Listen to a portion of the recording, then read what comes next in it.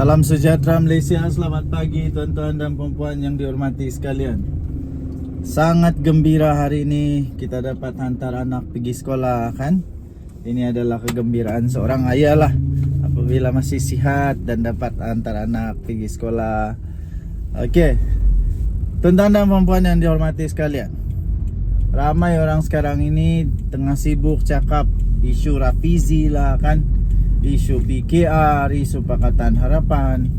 Tapi ramai juga yang hanya bercakap tapi sebenarnya dorang tidak tahu apa sebenarnya impak, apa sebenarnya kesan Rafizi punya isu dengan politik negara Malaysia, terutamanya kepada pembangkang.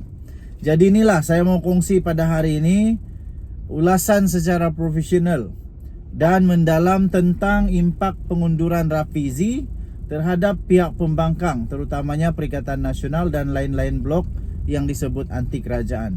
Tapi sebelum itu saya ingin berkongsi satu produk. Saya sisipkan gambarnya di sini. Transofactor daripada For Life Research Malaysia Sdn Bhd. Transofactor ini adalah produk saintis. Ingat tuan-tuan dan puan-puan, ini bukan ubat.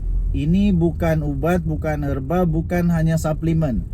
Ini adalah produk saintis, boleh meningkatkan sehingga 437% imun badan kita untuk melawan penyakit.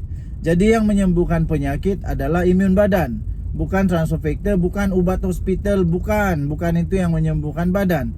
Tetapi yang menyembuhkan badan adalah imun badan kita sendiri. Jadi yang ada masalah 3 serangkai kencing manis, buah pinggang, kanser, katarak, apalagi sakit pinggang, lemah tenaga batin, apa saja penyakit yang disebabkan oleh imun badan yang lemah, wajib untuk meningkatkan imun anda. Jadi Transofactor ini boleh meningkatkan imun badan sehingga 437 kali ganda kekuatan. Inilah harapan kita terakhir untuk meningkatkan imun badan, dan dengan kuasa dan izin daripada Tuhan kita berusahalah untuk dapat sembuhkan. Mahal tahu untuk sihat. Baik tuan-tuan dan puan-puan, kalau kamu berminat, kamu hubungi nombor yang tertera. Okey, kita teruskan. Situasi terkini pembangkang. Mari kita lihat dulu apa situasi terkini pembangkang. Sebelum pengunduran Rafizi, kita tahu pembangkang masih sebenarnya belum pulih dari kekalahan PRU 15 yang lalu, dan mereka juga kekurangan naratif alternatif yang kuat. Perikatan Nasional, kalau kita lihat, diorang ni hanya kuat suara dalam isu kos sara hidup saja. Seolah-olah itu sajalah modal mereka untuk berpolitik, kos sara hidup. Tapi lemah dari segi barisan teknokrat dan idea besar. Sebenarnya mereka suka komplain tapi tidak ada penyelesaian. Bila kita tanya apa penyelesaian, mereka tak boleh nak bagi tahu pun apa satu cadangan yang bernas pun tidak ada. Jadi UMNO pula dilihat lemah. Dan sebagian besar pembangkang meletakkan harapan kepada kegagalan dalaman Kerajaan Perpaduan sebagai jalan pintas ke Putrajaya. Tuan-tuan dan puan-puan, nombor 2, kesan segera. Kita tengok rahsia retak reformasi terbongkar akhirnya. Persepsi awam. Nombor 1, munculnya persepsi awam yang baru bahawa barulah disedari sebenarnya Pakatan Harapan ini tidaklah sekuku mana. Itu persepsi yang pertama yang muncul lah. Pengunduran Rafizi dan Nik Nazmi ini mengesahkan apa yang pembangkang telah lama dakwa, yaitu Kerajaan Perpaduan tidak stabil secara dalaman. Nombor 2, dan seterusnya, ia memberi peluru yang retorik kepada pembangkang untuk menyerang kerajaan. Seperti mereka boleh berkata, jika orang sendiri seperti Rafizi dan Nik Nazmi pun tak percaya kepada Hala Tuju Anwar, bagaimana rakyat nak percaya? Itulah retorik, itulah cerita, itulah yang seolah-olah menjadi peluru bagi mereka untuk menembak-nembak ni kerajaan sekarang. Perikatan Nasional sebenarnya boleh boleh tumpang gelombang anti neokronisme ini. Kalau kita lihat isu Nurul Izzah, keluarga Anwar dan juga dominasi dalam PKR memberi ruang kepada Perikatan Nasional untuk mengangkat naratif. Mereka dah boleh cakap sekarang, mereka dah boleh bagi dialog, kata kerajaan ini bukan reformasi rakyat, tapi ini reformasi untuk keluarga.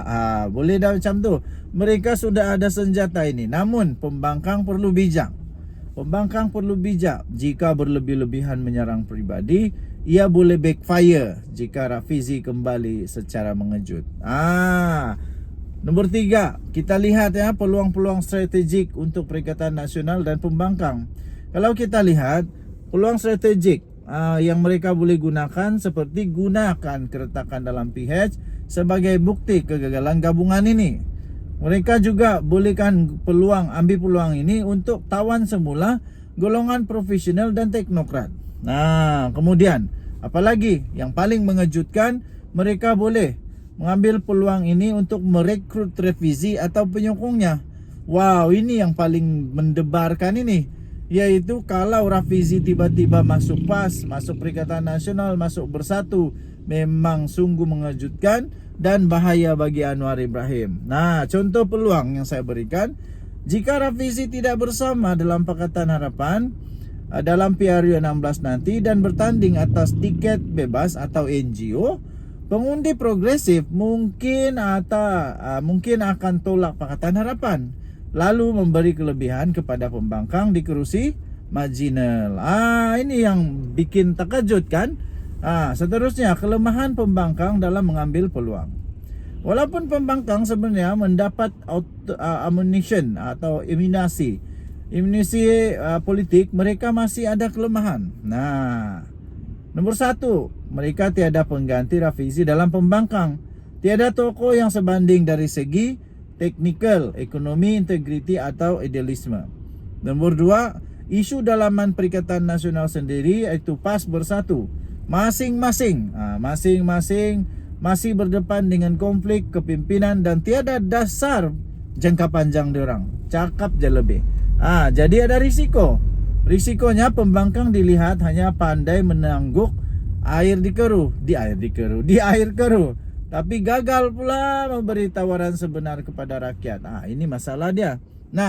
Sebagai kesimpulan yang saya nak berikan kepada tuan-tuan dan puan-puan, ini Rafizi ialah peluang emas yang berisiko tinggi. Pengunduran Rafizi membuka ruang peluang emas buat pembangkang. Bukan kerana mereka kuat, tapi kerana kerajaan nampaknya sedang menampakkan keretakan. Namun, untuk memanfaatkan peluang ini, Perikatan Nasional dan pembangkang perlu tampil lebih matang, tidak hanya menyerang, tapi menyediakan alternatif dasar yang realistik, bukan tukang komplain je. Mereka perlu untuk menarik pengundi yang kecewa dalam Pakatan Harapan, khususnya kelas menengah, teknokrat dan aktivis reformasi lama. Jika gagal, peluang ini hanya akan jadi isu yang bermusim, yang akan hilang ditelan skandal lain yang lebih besar nanti. Apa pendapat anda, tuan-tuan dan puan-puan? Tinggalkan komen anda. Denyut nadi suara rakyat bergema di channel ini. Kita jumpa lagi, bye-bye. Selamat pagi Malaysia, bye-bye.